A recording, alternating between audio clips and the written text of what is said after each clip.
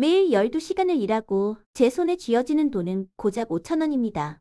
하지만 저는 이 돈을 저를 위해 단 1원도 쓰지 않습니다. 왜일까요? 20년 전 멈춰버린 제 아들의 시간. 그 시간을 대신 살아가고 있는 아이들을 위해 제가 매일 새벽길 위로 나서는 이유를 지금부터 들려드리겠습니다. 도시가 가장 깊은 잠에 빠진 새벽 4시. 모두가 꿈을 꿀 때 저는 무거운 리어카를 끌고 차가운 아스팔트 위로 나섭니다. 낡을 리어카 바퀴가 내는 날카로운 금속음만이 정막을 깨웁니다. 이 소리는 저에게 오늘 하루도 살아남으라는 유일한 신호이기도 합니다. 제 이름은 김덕순입니다. 82세의 나이에 제가 할 수 있는 유일한 일은 사람들이 버린 종이 박스를 줍는 것뿐입니다. 제 손등은 어느새 거북이 등껍질처럼 딱딱하게 갈라졌습니다. 이 거친 손으로 박스를 만질 때마다 생명의 무게를 느낍니다. 저 높은 건물의 화려한 불빛들은 저와는 상관없는 세상의 이야기입니다. 저에게는 오직 발밑에 떨어진 박스 한 잔이 더 중요하니까요. 폐지 1kg에 고작 60원. 라면 한 봉지를 사기 위해서는 무려 15kg의 박스를 모아야 합니다. 제 몸무게의 절반에 가까운 무게죠. 길가에 버려진 컵라면 용기 앞에 멈춰 설 때가 있습니다. 배고픔보다 무서운 건 제가 아직도 무언가를 먹고 싶어 한다는 사실입니다. 가파른 언덕길을 오를 때면 숨이 턱 끝까지 차오릅니다. 하지만 여기서 멈추면 제 꿈도 여기서 멈춘다는 것을 저는 너무 잘 압니다. 비좁은 골목 끝, 제 집이라 부르는 작은 방으로 돌아왔습니다. 보증금 100만 원에 월세 15만 원인 제 삶의 유일한 영토입니다. 창문 하나 없는 이 방에는 언제나 차가운 한기가 가득합니다. 보일러를 켜는 대신 두꺼운 옷을 몇 겹 더 껴입는 것이 제 습관이 되었죠. 정막이 너무 무거워질 때면 낡을 라디오를 켭니다. 건전지 값이 아까워 아주 작게 줄여놓지만 사람 목소리가 들린다는 것만으로도 위로가 됩니다. 비가 오는 날이면 제 가슴은 무너져 내립니다. 젖어버린 종이는 무게만 늘어날 뿐 고물상에서는 아무짝에도 쓸모없는 쓰레기 취급을 받기 때문입니다. 그럼에도 제가 포기할 수 없는 이유가 이 작은 철제 상자 안에 들어 있습니다. 제 목숨보다 소중한 꼬깃꼬깃한 돈 뭉치들입니다. 이 상자 안에는 제 한 달치의 땀과 눈물이 담겨 있습니다. 1,000원짜리 몇 장뿐이지만 저에게는 세상 무엇보다 무거운 가치입니다. 상자 바닥에 깔린 낡은 사진 한 장을 꺼내봅니다. 20년 전 제 세상의 전부였던 아들의 마지막 모습입니다. 아들은 이맘때쯤 학교에 가던 길에 영원히 돌아오지 못했습니다. 그날 이후 제 시간은 차가운 골목길에 멈춰버렸죠. 아이가 다녔던 초등학교를 매일 지나칩니다. 아이들의 웃음소리가 들릴 때면 가슴 한쪽이 저릿하지만 동시에 살아있음을 느낍니다. 아들을 지켜주지 못했다는 죄책감이 저를 매일 새벽길 위로 밀어냅니다. 그 미안함이 저를 움직이는 유일한 연료입니다. 어느 날 아침, 집 앞에 둔 제 리어카가 사라졌습니다. 누군가에게는 고철이겠지만 저에게는 두 다리와 같은 존재였죠. 텅 빈 자리를 바라보며 저는 한참을 서 있었습니다. 다리가 후들거리고 앞이 캄캄해졌지만 울음조차 나오지 않았습니다. 미친 사람처럼 동네를 헤매고 다녔습니다. 혹시나 하는 마음에 쓰레기 더미를 뒤져보아도 리어카는 보이지 않았습니다. 사람들은 바쁘게 저를 지나쳐갑니다. 제 절망은 이 거대한 도시의 소음 속에 아주 작은 먼지처럼 흩어질 뿐이었습니다. 부서진 바퀴 조각 하나를 길가에서 발견했습니다. 그것을 가슴에 품고 차가운 벽에 기대어 한참을 떨었습니다. 포기하고 싶을 때마다 아들의 얼굴이 떠올랐습니다. 여기서 멈추면 그 아이와의 약속을 영원히 지킬 수 없게 됩니다. 결국 저는 리어카 없이 박스를 나르기로 했습니다. 양팔 가득 박스를 껴안으니 앞이 보이지 않을 만큼 무거웠습니다. 한 걸음 뗄 때마다 허리가 끊어질 것 같았습니다. 하지만 제가 멈추지 않는 한 누군가의 꿈은 계속될 수 있습니다. 드디어 한 달 동안 모은 돈이 봉투를 가득 채웠습니다.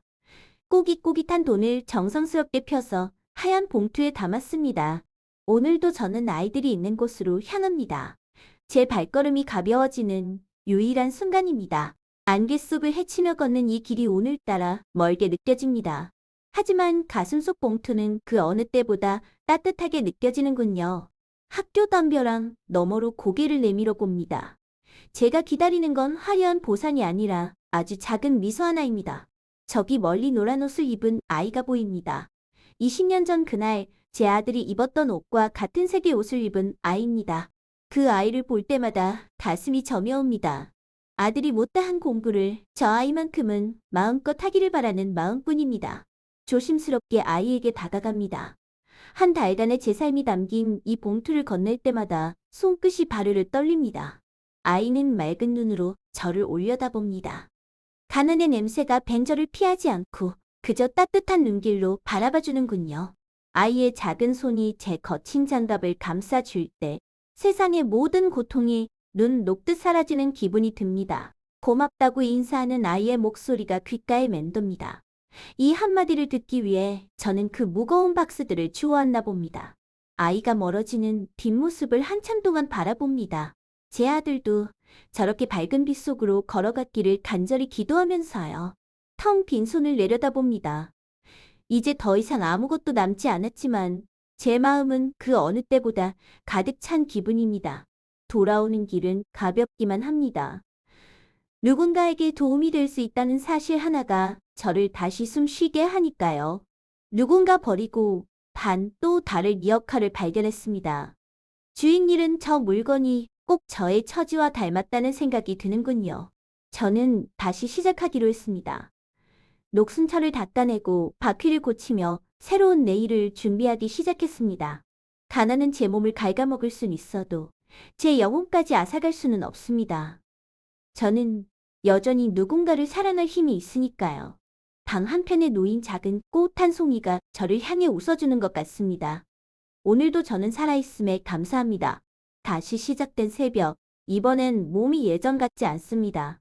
무릎이 시리고 허리가 끊어질 듯한 통증이 온몸을 휘감습니다. 차가운 바닥에 주저앉아 잠시 숨을 고릅니다. 도시의 화려한 네온 사인은 오늘도 저 같은 노인을 모른 채 하고 지나갑니다. 문득 거울 속에 저를 봅니다.